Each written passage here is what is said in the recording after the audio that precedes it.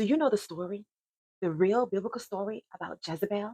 What if Jezebel and Ahab lived today? Jezebel would be large and in charge. However, in today's world, Jezebel might be seen as a large and powerful woman who takes charge, protects her man's reputation, and secures the bag by any means necessary. Jezebel negotiated land deals.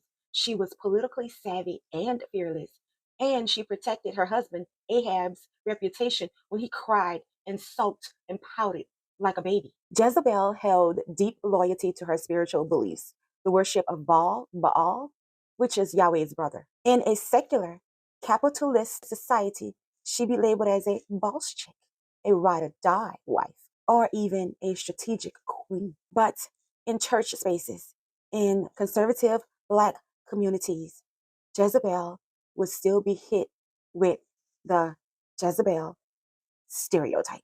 Jezebel would be seen as conniving, manipulative, seductive, evil, demon, a witch. Because she didn't submit, she led. The Jezebel label in America is racialized. It was used to sexualize and demonize Black women. Even though the original Jezebel was not Black, the way her name is used today is wrapped in misogynoir. What about Ahab? What would Ahab be seen today? Ahab would be passive, entitled, and emotionally immature.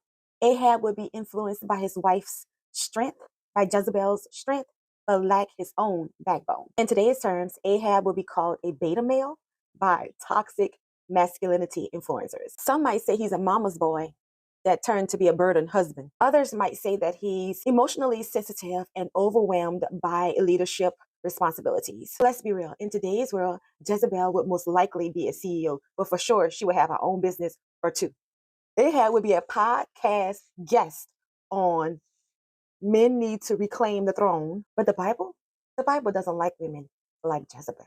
That's why it buried her story under fear and seduction and labeled her the ultimate bad woman. Bad meaning bad, not bad meaning good. What if Jezebel wasn't wicked? Just a woman in the wrong era.